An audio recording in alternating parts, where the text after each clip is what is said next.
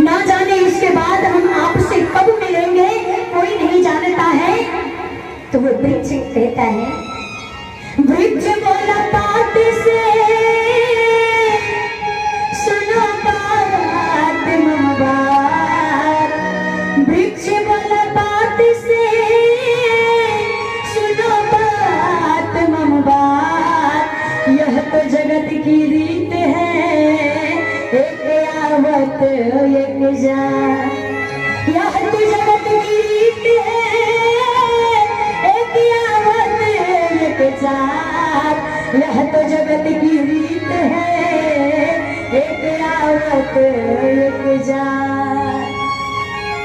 तो संसार में अब जितने भी लोग दिखाई पड़ रहे हैं, एक लीला मात्र के लिए हमारे मालिक ने हमको भेजा है कि इतने से इतने समय तक आप इनके पति का रोल अदा करना, आप इनके पिता का रोल अदा करना, आप इनके माँ का रोल अदा करना, आप इनके भाई का रोल अदा करना। लीला संपन्न होगा फिर से आना। जैसा हम कर्म करेंगे, जिस प्रकार से अभिनव उसी प्रकार से हमें वस्त्र मिलेगा धारण करके आने के लिए। इसलिए हम ऐसा कर्म करें। भगवान ने भेजा है कि जाओ मेरे नामों का स्मरण करना। जब अम्मा के गर्भ में रहते हैं तो जठराग्नियां चारों तरफ से हमको जलाती है, तड़पाती है, सताती है। तब हम भगवान से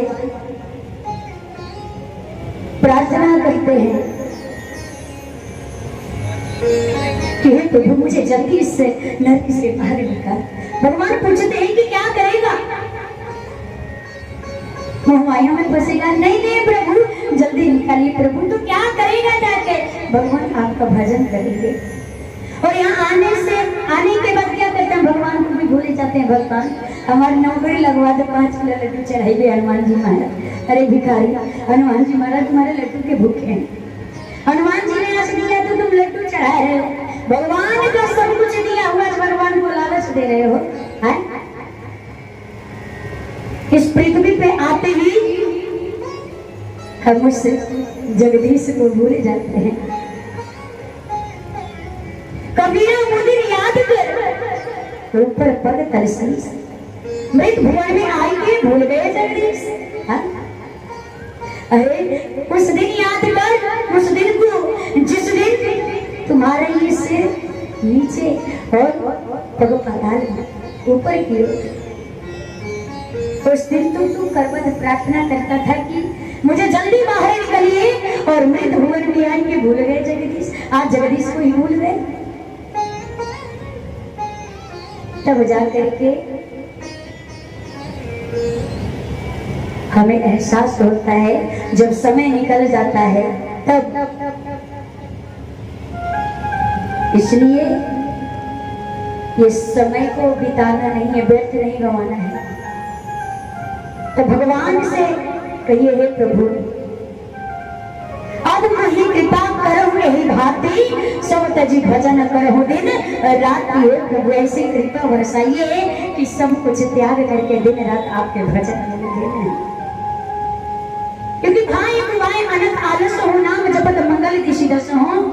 उल्टा सीधा जिस प्रकार से भी भगवान का नाम निकले, नाम लेने का स्वभाव बने, सीधी सी बात, नाम लेने में ही हमारा कल्याण है। इसलिए बोलिए राघवेंद्र सरकार की। कल हमने बड़े धूमधाम से भगवान श्री कृष्ण और माता रुक्मिणी जी के विवाह महोत्सव का आनंद मनाए, खूब आनंद उठाए। हमारी जितने भी बालापुर ग्रामवासी क्षेत्रवासी हैं, कल सबने बड़ी धूमधाम से माता रुक्मिणी जी को अपनी कन्या मान करके कन्यादान किया, पद प्रक्षालन किए भगवान का।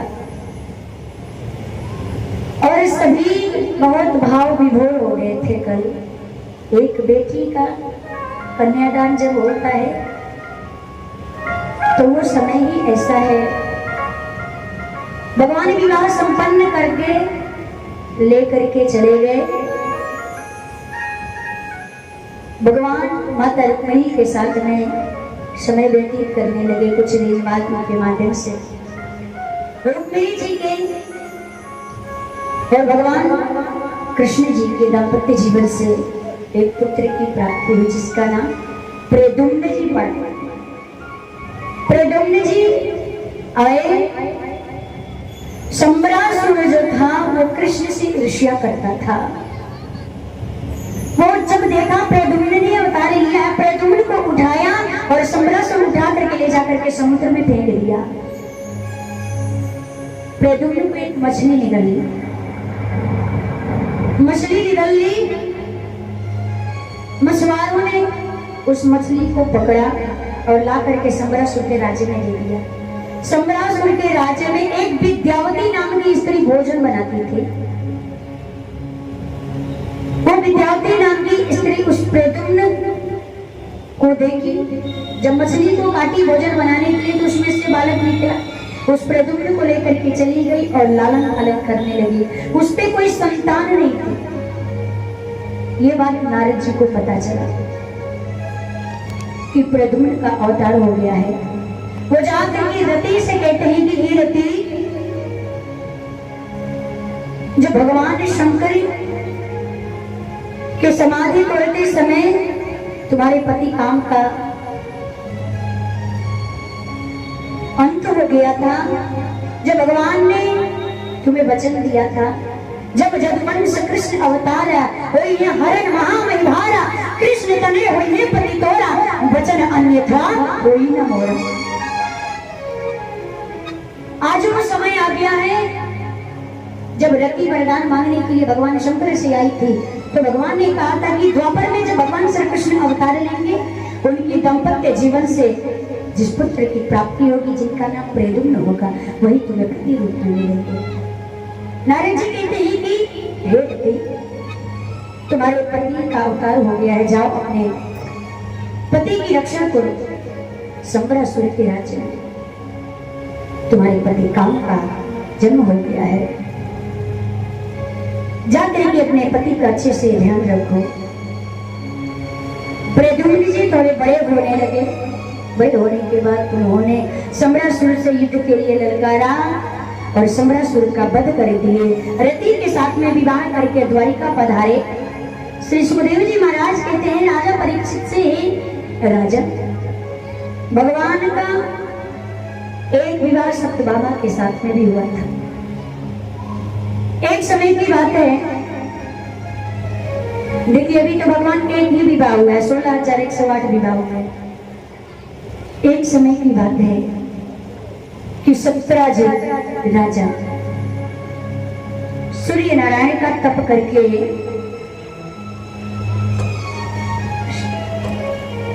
सूर्य के समान प्रकाशित होने लगा था, एक सुमंतक मणि प्राप्त करके। जब उसने कठोर तपस्या किया तो सूर्य नारायण देव जी प्रसन्न हो गए और उन्होंने सुमंतक मणि प्रदान कर दिया प्रसेन जी, सत्यराज को। अब मणि ले लिया, अब मणि को धारण कर लिया और पूरे द्वारिका में जाकर के भ्रमण करने लगा। सूर्य के द्वारा दी गई मणि सूर्य के समान वो प्रकाशित होगी लगा। ऐसा लग रहा था कि साक्षात सूर्य नारायण देव जी आ गए हैं भगवान का दर्शन करने के लिए। जो भी देखता था यही सोचता था कि लगता है कि सूर्य नारायण देव जी आ गए हैं। भगवान ने कहा, अरे जिसको आप लोग सूर्य नारायण देव समझ रहे हो, वो सूर्य नारायण देव नहीं है, वो तो सत्यराजीत राजा है। वो सूर्य का तप करके सुमंतक मणि प्राप्त कर लिया है और सूर्य नारायण देव के द्वारा दिया हुआ मणि को वो धारण करके वो सूर्य के समान प्रकाशित हो रहा है, सूर्य के समान दिखाई दे रहा है। यह बात सत्यराजीत सुना तो सत्यराजीत को अच्छा नहीं लगा। अब वो भगवान से ईर्ष्या करने लगा। भगवान के पास गया, सोचा कोई भी व्यक्ति यदि कुछ पा लेता है, उसका नाम हो जाता है या कुछ अच्छा चीज पा लेता है, तो वो सोचता है कि हम 2-4 लोगों से घूम करके दिखा दें। और लोगों की बहुत लोग ऐसा करते हैं। तो सत्यजीत सोचा रहे मैं समंतक मणि प्राप्त किया हूं तो कैसे मैं कृष्ण को नहीं दिखाऊं। कृष्ण के पास गया। अरे कृष्ण ने पूछा, अरे सत्यजीत बड़ा सुंदर लग रहे हो, ये जो मणि धारण किए हो बहुत ही शोभायमान हो रहा है। सत्यजीत ने कहा कि प्रभु ये सब आपकी कृपा है, ये सब आपकी कृपा है, हमारा तो कुछ भी नहीं। तब सेवकों ने कहा कि सत्यजीत ये समंतक मणि तुम्हारे पास है तो केवल तुम्हारा कल्याण होगा, भगवान को दे दो ताकि समस्त द्वारिका वासियों का कल्याण होगा। अब सत्यजीत को ये बात अच्छी नहीं लगी। उसने सोचा कहीं कृष्ण न मांग ले मुझसे, अब वहां से चल दिया। अब एक दिन सत्यजीत का भाई प्रसेन जी उस मणि को धारण करके चला गया वन की ओर, शिकार खेलने चला गया, किंतु वह स्वयं ही एक सिंह का शिकार हो गया। वहां पर जामवंत जी गुफा बना करके रहते थे। जामवंत जी उस सिंह का वध करके उस मणि को लेकर के अपने पुत्री जामवती को दे दिए। उनके पुत्र और पुत्री उसी मणि से खेलते थे। अब बहुत दिन बीत गया, सत्यजीत का भाई प्रसेनजीत नहीं आया। तो सत्यजीत ने अपनी पत्नी से जाकर के कहा,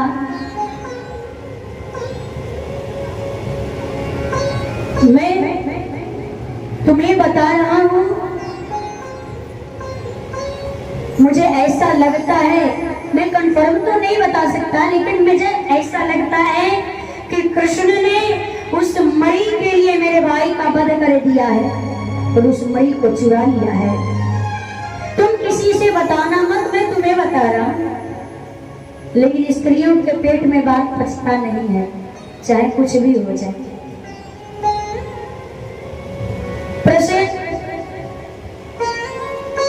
जीत को ढूंढते ढूंढते उसकी भाभी व्याकुल हो गई थी कि बेटे की तरह मानती थी, इतना दिन हो गया प्रसेनजीत नहीं आया। अब सत्यजीत ने कहा था कि किसी को बताना नहीं, लेकिन ये बात धीरे धीरे पूरी द्वारिका में आग की तरह फैल गई कि कृष्ण ने सत्यजीत के भाई को मार दिया है और उस मणि को चुरा करके लेकर के चला गया है। अब सब विश्वास भी कर लिया, हाँ ये सत्य है, चोर तो पहले से ही था, बचपन से चोर था, बड़ा हो गया फिर भी चोरी करने लगा। सबको विश्वास हो गया। अब भगवान सोचे, अरे मुझे दोषारोपण लग गया। भगवान उनकी आज्ञा मान करके उस दोष को मिटाने के लिए वन की ओर मणि के खोजने निकल गए।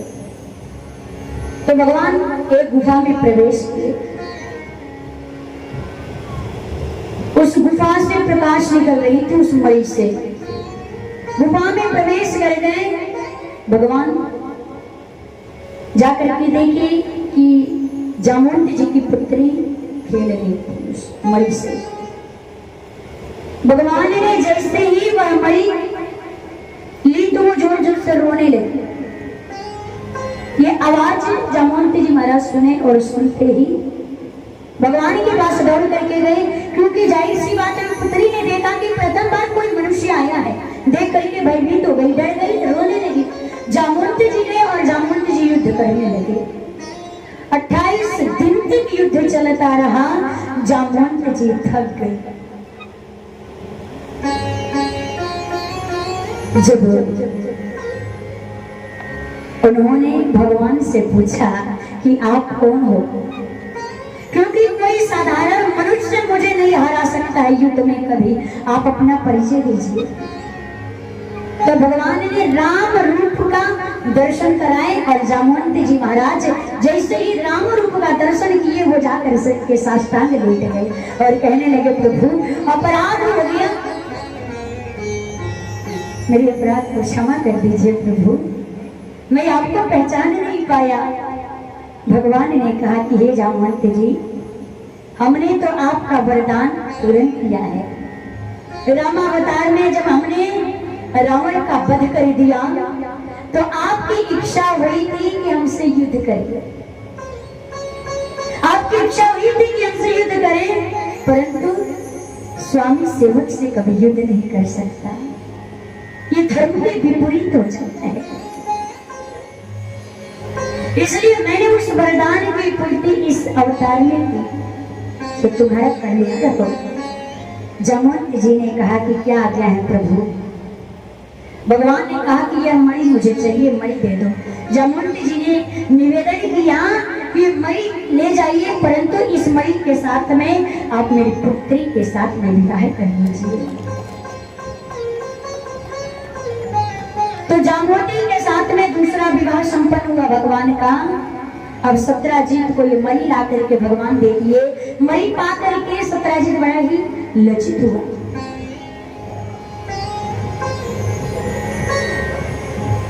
लज्जित हो गया, लोग उसका उपहास न करे, द्वारिका वासी उपहास न करे, इसलिए वो मणि को भी दे दिया भगवान को और अपनी पुत्री सत्यभामा के साथ में विवाह का प्रस्ताव रखा।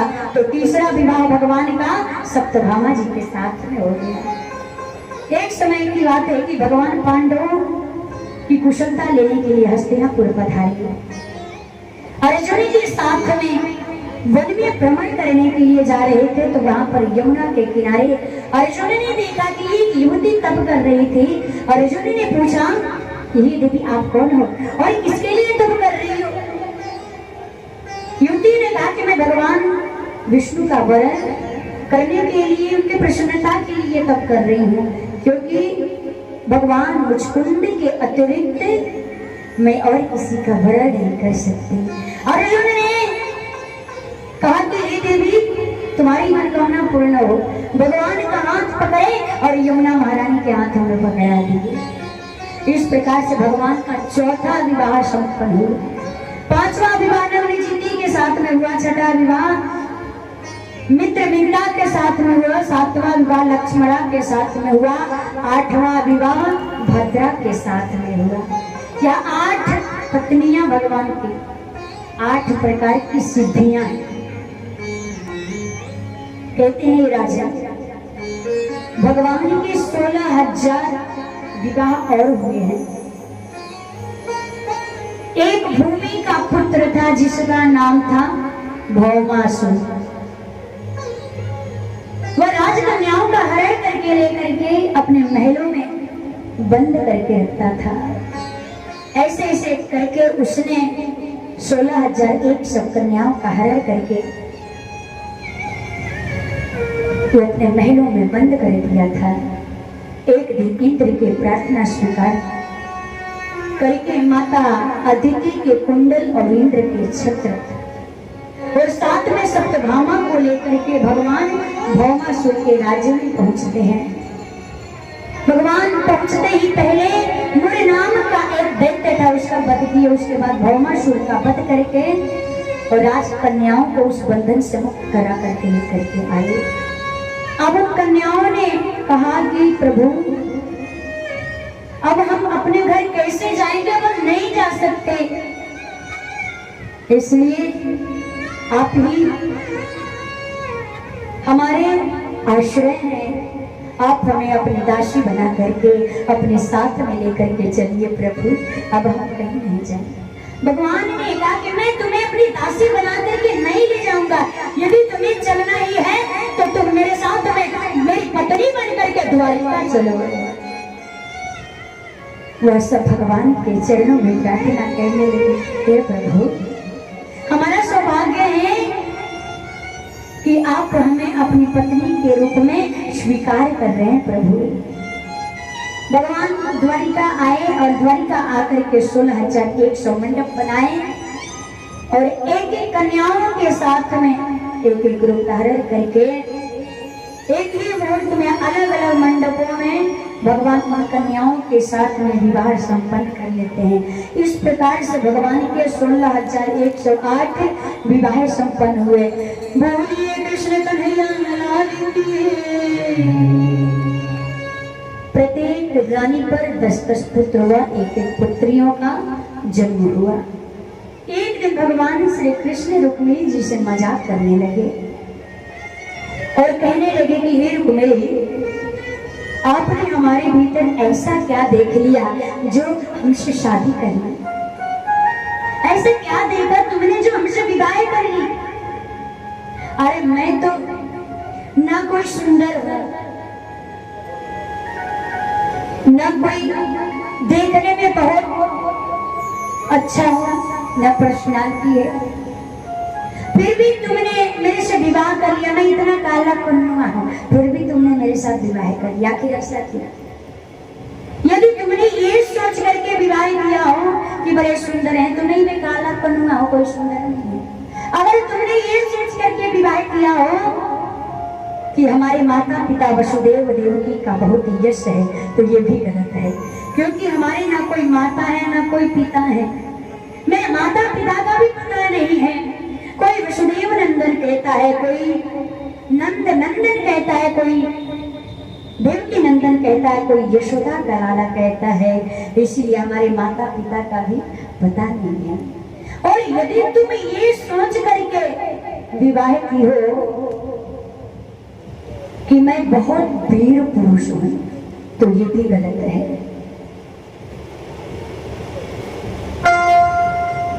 अभी आप रहने दीजिए, उसी में सबका मन भटक जाएगा, नहीं तो अभी मुंह से पानी आने लगेगा, फिर प्रसाद पे ध्यान भटक जाएगा, तो कथा लोग नहीं सुन पाएंगे।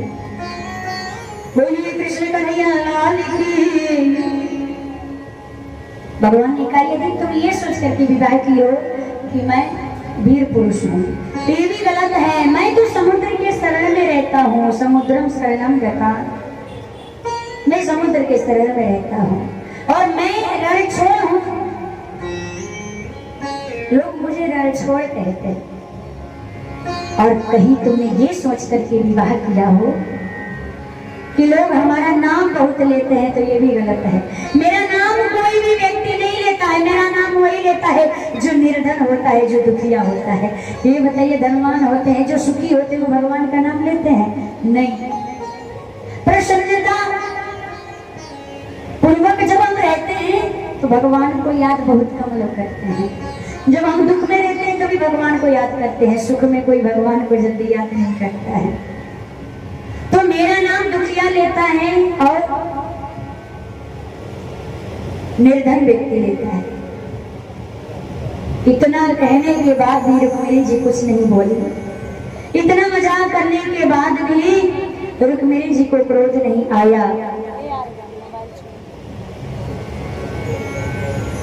जब भगवान ने हास्य करते हुए कहा कि देवी यदि तुम चाहो तो आज भी तुम्हारा विवाह हम शिशुपाल के साथ में करवा देंगे। यदि तुम चाहो तो आज भी शिशुपाल के साथ में विवाह करा सकते हैं। यह सुनते ही रुक्मिणी को ऐसा लगा कि रामावतार में तो मेरा त्याग कर ही दिए थे। ऐसा लगता है कि इस अवतार में भी ये मेरा परित्याग कर रहे हैं। यह सोचते ही रुक्मिणी मूर्छित हो गई। भगवान ने रुक्मिणी जी का आंतरिक प्रेम देख करके प्रसन्न हो गए। चतुर्भुज रूप धारण करके अपनी गोदी में रुक्मिणी जी को बिठा लेते हैं और हाथों से जल छिड़कने लगे, एक हाथ से सिर दबाने लगे। रुक्मिणी जी को जब होश आया, रुक्मिणी जी हाथ जोड़ लेती है और चरणों में बैठ रही है, प्रभु मैंने कौन सा अपराध किया है जिसके कारण आप मेरा परित्याग कर रहे हैं प्रभु। भगवान ने कहा कि हे देवी, हम तो मजाक कर रहे थे, मन तुम्हारा परित्याग नहीं कर रहे। रुक्मिणी ने कहा प्रभु आप ऐसी मजाक कभी मत करना, किंतु आपने जो कुछ भी कहा है आपने सत्य ही कहा है। आपने कहा कि मैं कोई वीर पुरुष नहीं हूँ, मैं समुद्र के शरण में रहता हूँ। तो ये प्रभु, ये कोई नई बात नहीं है। आप तो हमेशा समुद्र में ही रहते हैं प्रभु, क्योंकि संसार सागर है और संसार रूपी सागर में मनुष्य का ये शरीर ही द्वारिका है और आत्मा के रूप में आप रहने वाले परमात्मा है। आपने दूसरी बात कही प्रभु कि मेरे न कोई माता है न कोई पिता है, कोई नंद नंदन, कोई यशोदा नंदन कहता है, कोई देवकी नंदन कहता है। तो प्रभु ये बात सत्य है। भला आपका माता पिता कौन हो सकता है? जो पूरी सृष्टि के माता पिता है, सारी जगत के माता पिता है। त्वमेव माता च पिता त्वमेव बंधुश्च त्वमेव, जो सारी सृष्टि के माता पिता है, सारी जगत के माता पिता है। भला आपके माता पिता कौन हो सकते हैं? तो ये भी आपने बात सत्य ही कहा प्रभु, इसलिए आप ही सबके माता पिता है। आपने तीसरी बात कही प्रभु कि मुझे तो धनवान नहीं बचते हैं, गरीब दुखिया धनहीन जपते हैं। प्रभु सोई जब तब सुमिरन भजन न होई, विपदो नैव विपदा संपदो मेव संपदा, विपद नारायण विस्मृति संपत्ति नारायण स्मृति। सबसे बड़ी विपत्ति है भगवान को भूल जाना और सबसे बड़ी संपत्ति है कि भगवान को याद करना। आपने चौथी बात कही प्रभु कि मैं काला करुआ हूं, मैं कोई सुंदर नहीं है जो मेरे से विवाह कर ली तुम। तो प्रभु ये बात भी आपने सत्य ही कहा है हे प्रभु, क्योंकि काला रंग सब पे चढ़ जाता है, काले पे कोई रंग नहीं चढ़ता है प्रभु। यदि काले पर कोई भी रंग चढ़ाइए वो रंग नहीं चढ़ सकता है। यदि काला जिस रंग पे चढ़ गया ना, फिर वो लाख कोशिश कर ले वो उतरने वाला नहीं। इसलिए जिसके ऊपर इस कन्हैया का रंग चढ़ गया, चाहे वो कितना भी कोशिश कर ले, उसका रंग कभी खत्म नहीं हो सकता है। एक बार जो कन्हैया के नामों की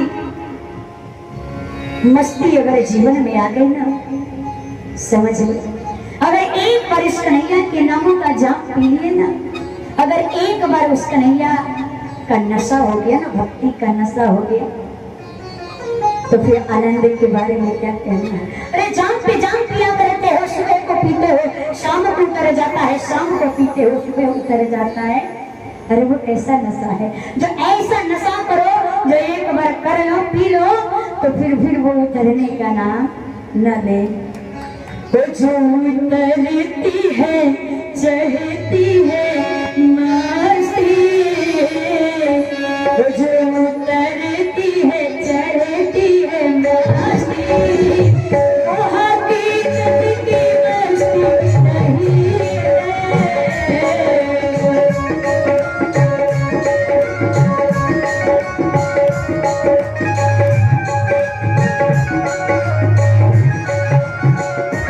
ये तो प्रेम की बात है।